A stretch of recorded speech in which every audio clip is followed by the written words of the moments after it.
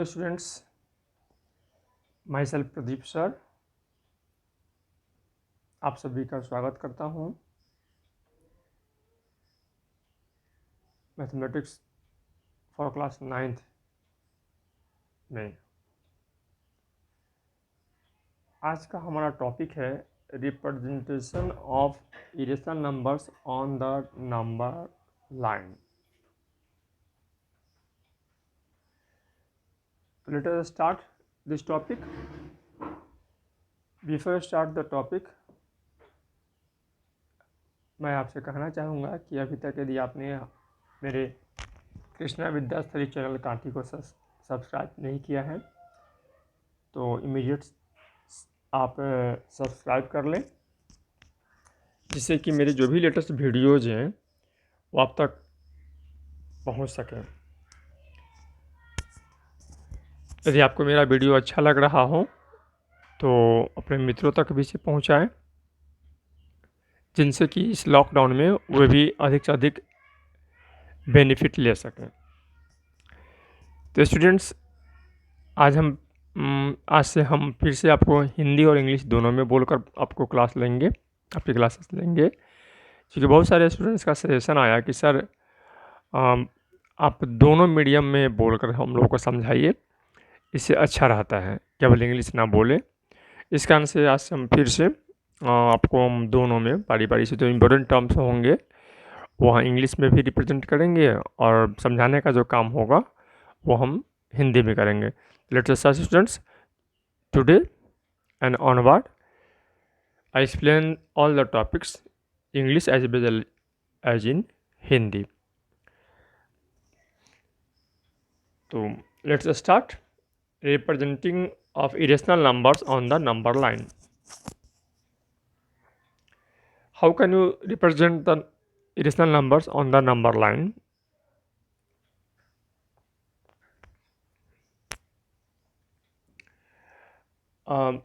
Firstly, it is very easy method. Suppose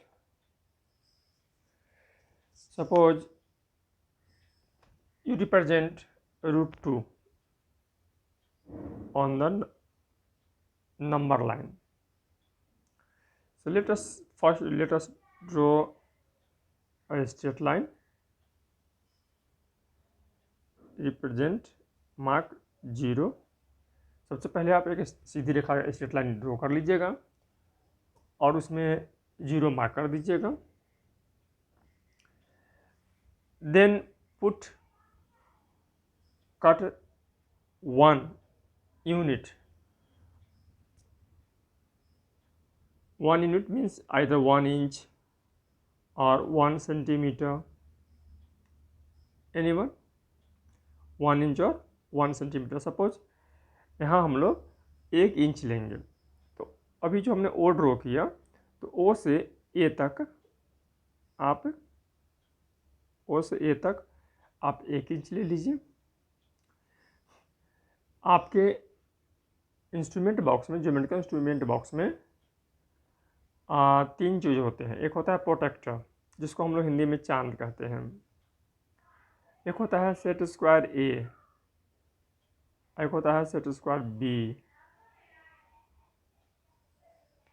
तो हम लोग इजीली काम करने के लिए हम लोग यहाँ पर सेट स्क्वायर का ही प्रयोग करते हैं, जो बड़ी तेज़ी से हमारा काम निकल सकता है। नहीं तो प्रोटेक्टर का भी काम कर सकते हैं। तो चलिए हम लोग क्या करेंगे कि आप लाइन आप ड्रॉ करेंगे। लाइन ड्रॉ करने के बाद यहाँ पर ओ मार्क करेंगे। ओ ए इक्वल टू, जैसा कि आपने अभी कहा कि सर हमने 1 इंच लिया है। अब ए पर आप चांद की मदद से with the help of protractor you can construct the angle of 90 degree. चांद की मदद से 90 डिग्री का एंगल फॉर्म कर देंगे। अब क्लियर है कि जैसे 90 डिग्री का एंगल हुआ तो ये हमारा हो गया राइट ट्रायंगल। राइट एंगल होगा। अब हम इस ओ से बी को मिला दें to join O B. O B is hypotenuse of right triangle O A B. अब यहाँ पर ये 1 यूनिट है, ये अभी हमने ए बी बराबर 1 यूनिट लिया है। तो हम लोगों ने पढ़ा है with the help of Pythagoras theorems, O B equal to O A square plus O B square whole under root. तो 1 square plus 1 square whole under root 1 plus 1 whole under root that is equal to root 2।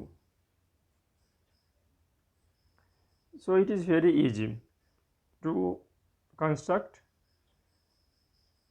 root 2 on the number line. So with the help of compass now आप compass लेंगे। Compass का जो metal needle है वो ऊपर hold करेंगे और pencil needle को आप बी तक लेके जाएंगे। तो ओ बी को मेजर कर लेंगे। किसको मेजर कर लेंगे? ओ बी को मेजर कर लेंगे। ओ बी को मेजर करने के बाद कंपास की मदद से आप इसको with the help of compass आप इसको क्या करेंगे कि कंपास की मदद से ओ पर अपने आयरन वाला मेटल पॉइंट रखा, बी पर आपने एक पेंसिल रखा और ओ बी के बराबर से आप एक लाइन ड्रा करेंगे। जो यहाँ पर हमारा जो लाइन्स है इस पर जा कर के सपोज या एक्स पर जाकर उसको काटेगा। Now O X equal to root 2, O X equal to root 2। इस प्रकार से आप रूट 2 को आपने नंबर लाइन पर रिप्रेजेंट कर दिया। क्लियर? अगेन एक क्वेश्चन आपको हम बना के बताते हैं। Suppose root 3। अगेन आप क्या करेंगे कि एक लाइन लेंगे, ओ ले लीजिए, फिर पहला ए लीजिए,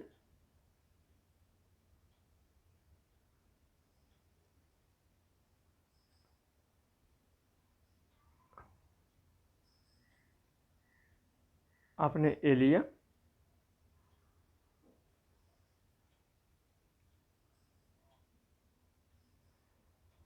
ए ले लिया, ओ ए बराबर 1 यूनिट लेना है। आप ये आपके ऊपर है कि 1 यूनिट कितना लेते हैं।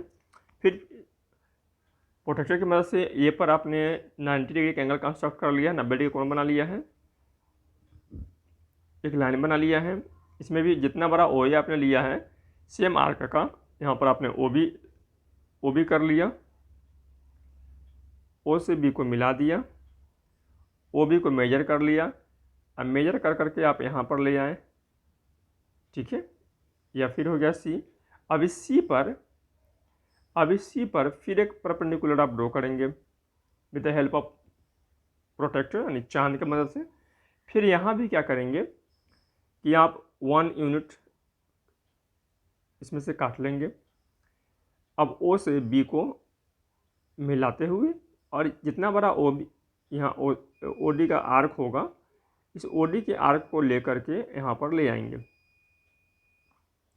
ये मेरा ई हो गया।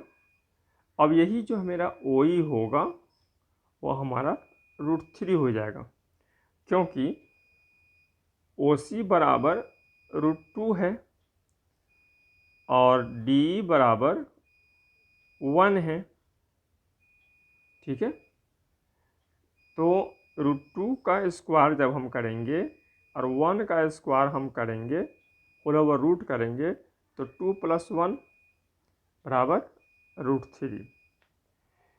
इस प्रकार से आप इसको करते जाइएगा, ठीक है। तो it is very easy to draw root 3 root 2 on the number line.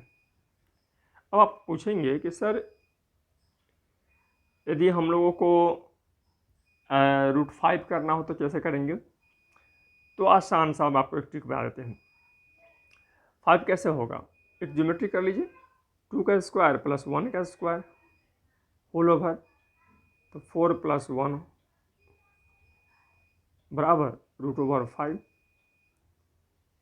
ठीक है। तो आपको पता है कि आपको एक आपका 2 यूनिट होना चाहिए, दूसरा आपका 1 यूनिट होना चाहिए। तो बस ये सेम काम यही कर लेना है। आप क्या कर लीजिएगा, एक नंबर लाइन ले लीजिएगा, ओ ए बराबर 1 यूनिट, बी बराबर 2 यूनिट। अब इस 2 यूनिट पर परपेंडिकुलर बना करके इसमें से सी बराबर बी सी बराबर 1 यूनिट काट लीजिएगा। अब ओ से सी तक मेजर कर लीजिएगा। यह हमारा जो हाइपोटेनस है ओ सी होगा। यह हाइपोटेनस हमारा √5 के बराबर है। ऐसे हाइपोटेनस को लेकर के एक आर्क लेकर के हम लोग क्या करेंगे, एक आर्क लेकर के हम लोग जो है यहाँ पर बना लेंगे। तो यह जो आर्क होगा, ये आर्क हमारा √5 का यहाँ पर आ जाएगा डी, तो ओ डी हमारा जो है सो √5 हो जाएगा। अब √6 बनाना होगा तो इसे डी पर फिर परपेंडिकुलर बना लीजिएगा, फिर 1 यूनिट काट लीजिएगा। ये जो बनेगा यहाँ जो आएगा यह हमारा ई कर ले, तो ये एफ जो होगा √7 हो जाएगा। √7 पर 90 डिग्री बना कर ले 1 यूनिट फिर काटेंगे, यहाँ से ले जाएंगे, यहाँ जो लाएंगे फिर √8 हो जाएगा। और फिर 3 नहीं होगा क्योंकि √9 जो होता है वो 3 के बराबर हो जाता है।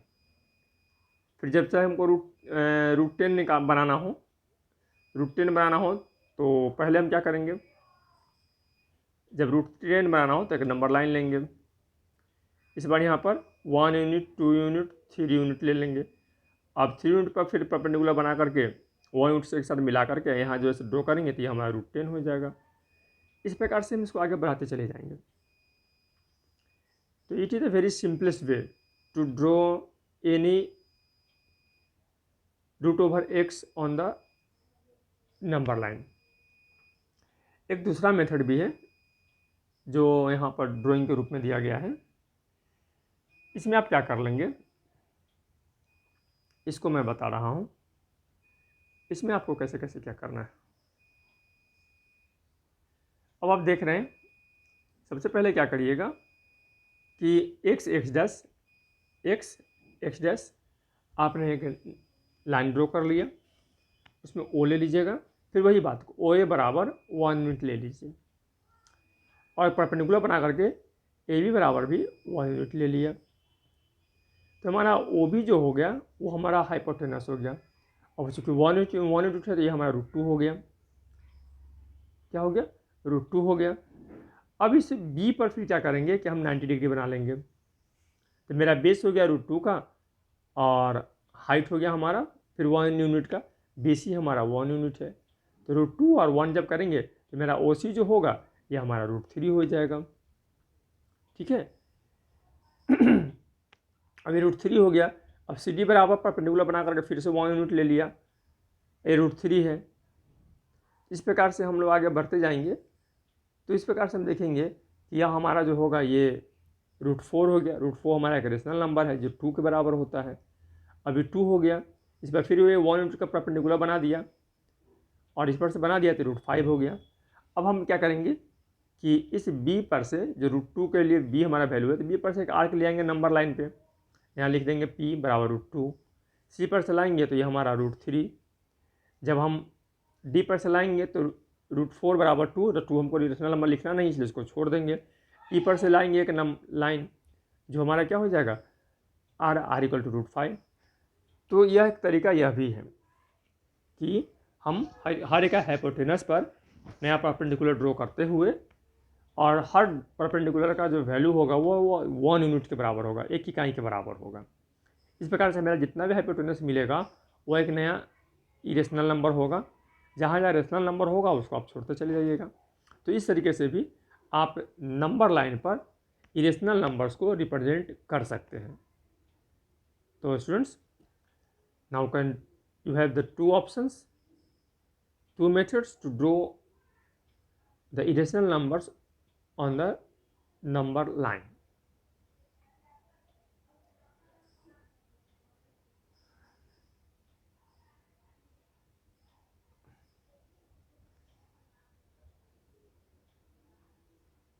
Similarly 5, 6 and 7 I have already discussed in the same way. If you found any problem, please ask me on my WhatsApp number. You will know कि मेरा व्हाट्सअप नंबर 9939928825 है। अब अगला है the next topic is existence of root X for a given positive real number. तो इसके लिए हम क्या करेंगे, हम आपको बताते हैं। पहले क्या करिएगा, यहाँ ड्राइंग है तो ड्राइंग को बड़ा कर लेते हैं। यस, सबसे पहले क्या कर लीजिएगा कि जितना भी हमारा दिया रहे, जैसे रूट एक्स का कोई ना कोई वैल्यू दिया होगा, ठीक है, पहले हम आपको वैल्यू वाला बताते हैं जिससे कि आपको आसानी होगी। ठीक है, तो सबसे पहले क्या करेंगे हम लोग कि हम लोग यहाँ पर दिया है कि finding root over X geometrically, root over X को हमको फाइंड करना है। तो हम लोग क्या करेंगे, सबसे पहले कि यहाँ पर हम लोग जो है एक पहले हम लोग ये करेंगे कि ए बी बराबर, चूँकि हमको रूट अंडर एक्स निकालना है तो ए बी बराबर केवल एक्स ले लेंगे। ए बी बराबर एक्स सेंटीमीटर या इंच, जो भी आप लेना चाहें, या यूनिट है तब यूनिट में या तो सेंटीमीटर हम लेंगे या इंच लेंगे। ले लिया, तो ए बी सबसे पहले ए बी का एक पूरा लाइन ले लिया ए से एक्स तक, उसमें ए बी पहले हमने ले लिया। फिर हमने बी से लेकर सी तक जितना लिया उसमें एक यूनिट जोड़ देंगे। कितने कर देंगे, एक यूनिट जोड़ देंगे। एक यूनिट जोड़ने के बाद हम क्या करेंगे कि इस बी सी का परपेंडिकुलर बाइसेक्टर हम लोग जो है उसको ड्रॉ करेंगे। क्या करेंगे, परपेंडिकुलर बाइसेक्टर ड्रॉ करना आपको आता ही होगा कि एक ए पर से मोर देन हाफ का आर्क लेकर के ऊपर, फिर एक नीचे, फिर सी पर से ऊपर और एक नीचे करेंगे। इस प्रकार से हमको एक ओ मिल जाएगा। क्या मिल जाएगा हमारे पास, ओ मिल जाएगा। क्या मिल जाएगा, ओ। तो ये ओ मिल गया। अब इस ओ से ओ ए बराबर ओ बी, ओ ए बराबर ओ बी का आर्क लेकर के हम सेमी सर्कल खींच देंगे, सेमी सर्कल खींच देंगे। क्लियर है। अब जो हमारा बी था, ए बी बराबर एक्स के पॉइंट बी पर से हम क्या करेंगे, परपेंडिकुलर ड्रॉ करेंगे। परपेंडिकुलर बनाने आपको आता ही होगा, 90 डिग्री कोण बना दीजिएगा। 90 डिग्री जब कोण बनाइएगा तो अब क्या हो जाएगा, 90 का हमको कोण बना देंगे तो यह हो जाकर कि हमारे सर्कल के डी पर जाकर इंटरसेक्ट कर देगा। अब यही जो ओ डी जो होगा, ओ डी यही हमारा रूट ओवर एक्स होगा। ओ डी हमारा क्या होगा, तो हम यहाँ पर क्या करेंगे, ओ डी हो गया। अब इस ओ डी को क्या करेंगे,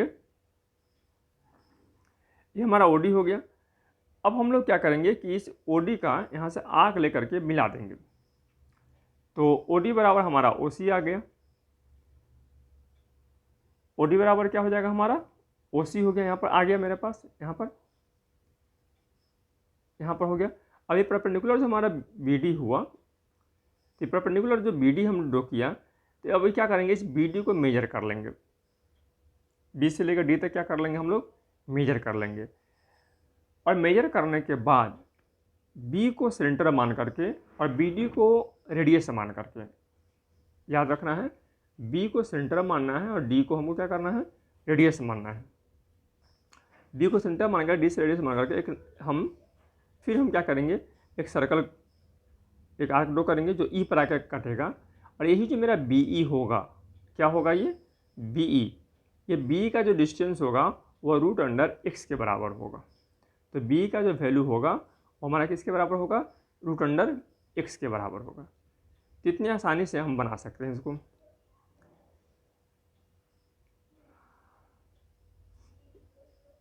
ठीक है, यहाँ पर दिया हुआ है कि find the value of 4.3 in geometrically. तो फिर से देखिए, पहले क्या करिएगा, ए बी लीजिएगा। ए बी बराबर क्या ले लीजिएगा, 4.3 सेंटीमीटर। ठीक है, फिर इसमें ऐड कर दीजिएगा बी सी बराबर कितना, 1 सेंटीमीटर। BC बराबर 1 सेंटीमीटर इसमें ऐड कर दीजिएगा। फिर AC का परपेंडिकुलर बाइसेक्टर काटिएगा। परपेंडिकुलर क्या करिएगा, AC का परपेंडिकुलर बाइसेक्टर आप ड्रॉ कर लीजिएगा, जिसका सेंटर हमको क्या मिल जाएगा, O मिल जाएगा। O से OA बराबर OC का R लेकर के हम एक सेमी सर्कल खींच लेंगे, ADC खींच लेंगे। ठीक है। अब B पर क्या करिएगा, B पर परपेंडिकुलर ड्रॉ कीजिएगा, जो सेमी सर्कल को D पर जाके काटेगा। कहाँ जाके काटेगा, D पर जाके काटेगा। अब BD को रेडियस लेना है। अब BD बराबर रेडियस लेकर के, BD बराबर R और सेंटर हमारा क्या हो जाएगा, B को सेंटर मान करके, BD को रेडियस मान करके और B को सेंटर मान करके हम एक आर्क खींचेंगे, जो हमारा लाइन सेगमेंट पर E पर आकर के मीट करेगा। अब आप समझ ही गए होंगे कि BE जो होगा हमारा √4.3 होगा। ठीक है। तो इस प्रकार से हमारा नंबर लाइन पर BE बराबर 4.3 हमने नंबर लाइन पर रिप्रेजेंट कर दिया। ठीक है बच्चों, आगे बढ़ते हैं। ऐसे ही इसको भी 8.47 करना है, तो आप समझ ही गए होंगे।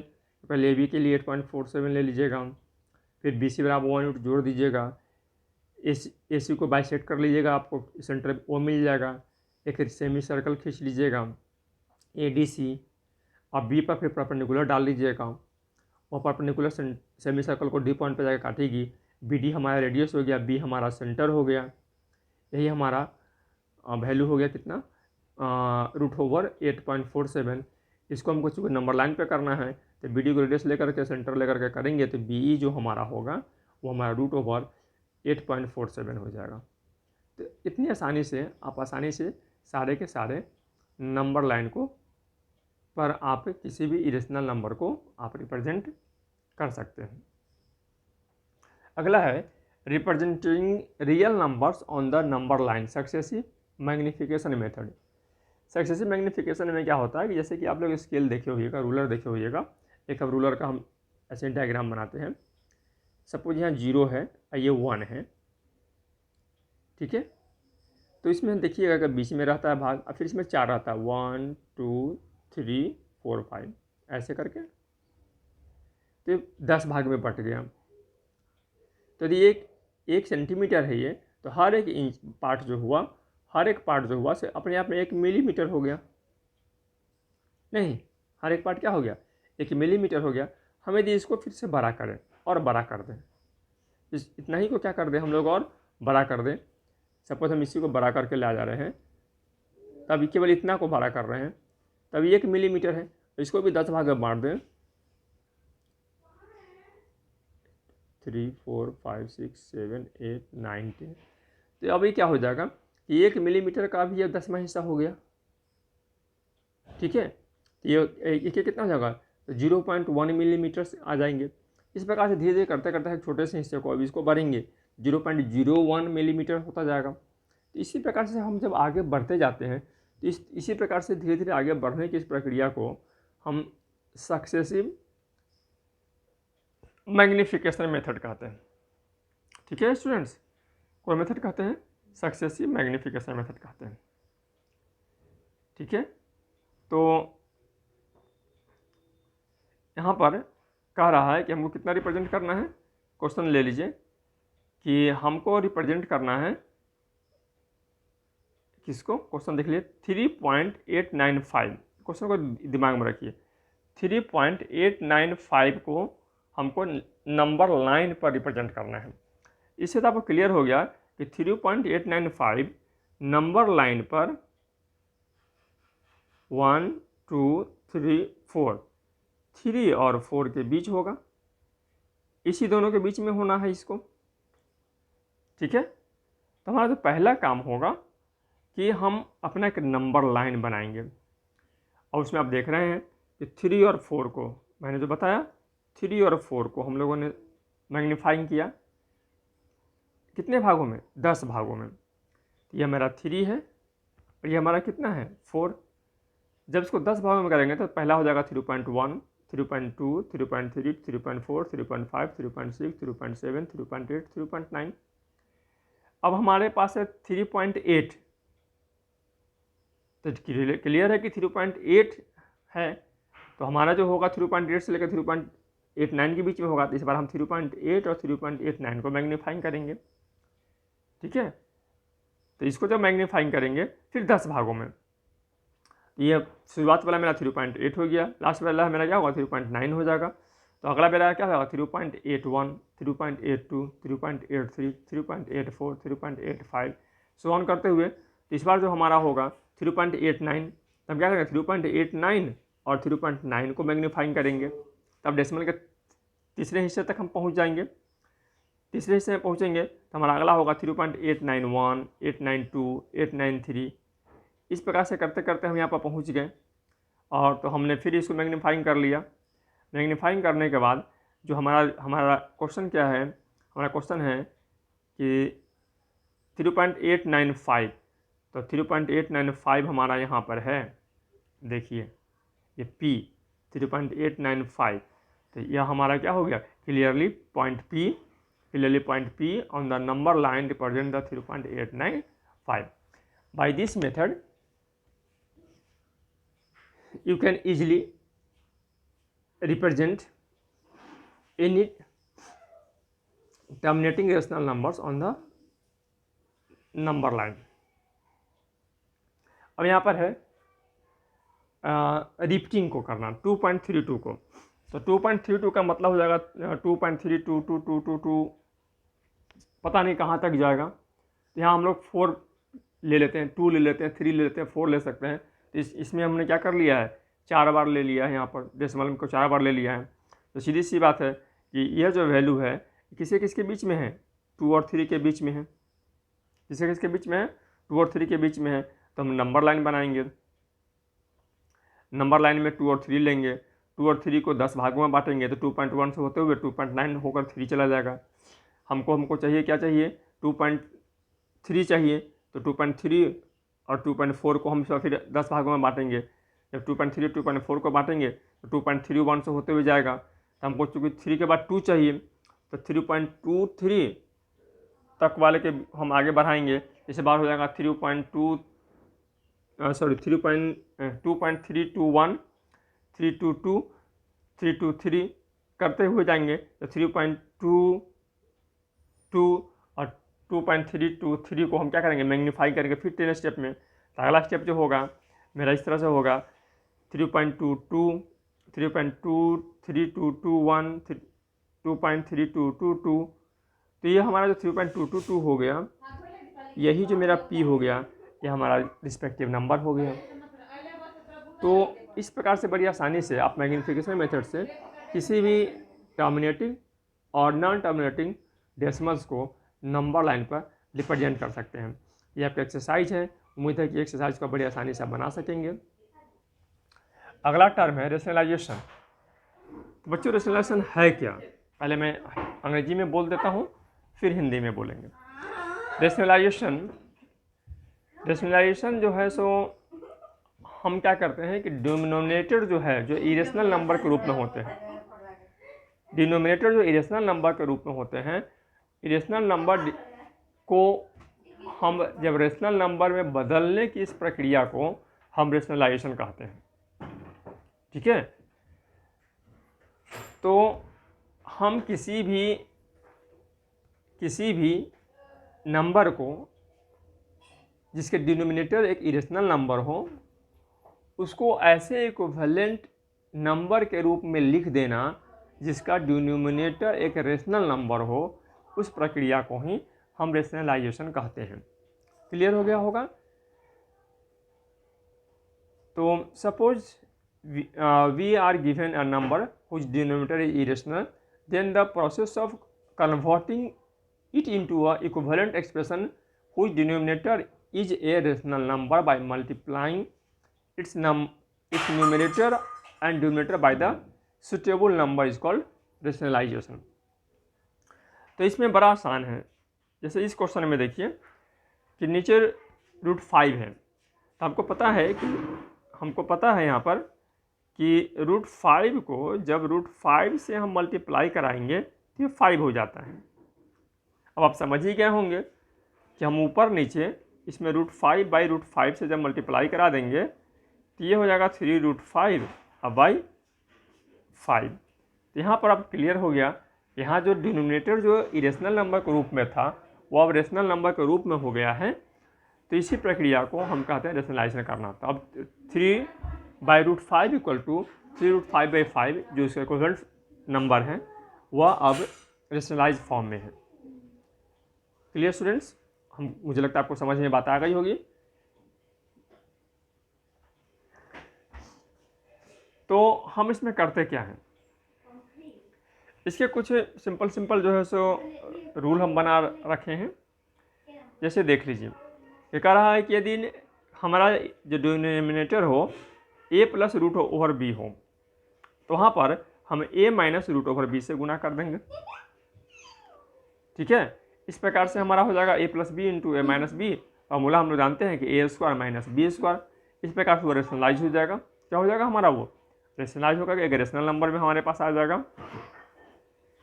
और अभी हमने देखा सिंपल वाले में कि √x हो तो उस केस में हम √/x से ही गुना कर देंगे, तो हमारा क्या हो जाएगा, इरेशनल से रेशनल में बदल जाएगा।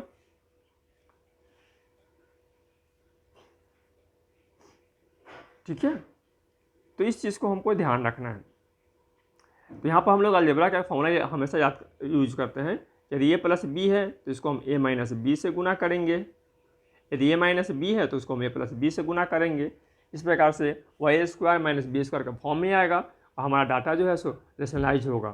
तो रेशनलाइजेशन का मतलब डिनोमिनेटर को याद रखना है कि हर को परिमेय संख्या के रूप में, रेशनल नंबर के रूप में रिप्रेजेंट करना ही परिमेयकरण, हर का परिमेयकरण कहलाता है। ठीक है, इस तरीके से बड़ी आसानी से रेशनलाइज करते हुए एक्सरसाइज को भी आप सॉल्व कर सकेंगे। तो इन कामों को भी आप पूरा करेंगे। आप इनमें लगभग आपको 2 दिनों का कम से कम समय लगेगा। हम जानबूझ करके 2 दिनों के बाद आपके पास फिर हम आए हैं, क्योंकि पिछले दिनों हमने जो लेसन पढ़ाया था उसको करने में आपको 2 दिन का समय आपको लगना था। इस प्रकार से इन एक्सरसाइज को आप आसानी से कर सकते हैं। अलजेब्रा के जो फार्मूलाज हैं वो आपको याद होने चाहिए। जैसे यहाँ पर हम लोग अलजेब्रा का फार्मूला हम लोग यूज़ कर सकते हैं। ठीक है, तो ये फार्मूलाज आपको याद रहने चाहिए कि a + b का होल स्क्वायर बराबर a² + 2ab + b²। इन सभी फॉर्मूलाओं का यूज हम लोग यहाँ पर क्वेश्चन में करेंगे और मुझे उम्मीद है कि आप इस क्वेश्चन को, इस एक्सरसाइज को बड़े आसानी से आप बना सकेंगे। एक्सरसाइज बनाने के बाद कहीं कुछ प्रॉब्लम फंसता है तो फिर मैं आपसे एक रिक्वेस्ट कर रहा हूँ कि हमारा जो व्हाट्सएप नंबर है उस पर क्वेश्चंस आप लिख करके भेजिए या उसका फ़ोटो खींच करके मेरे पास आप भेज दीजिए। ठीक है, तो आज के लिए इतना ही। अगली वीडियो तक के लिए आप सभी को गुड बाय, नमस्ते।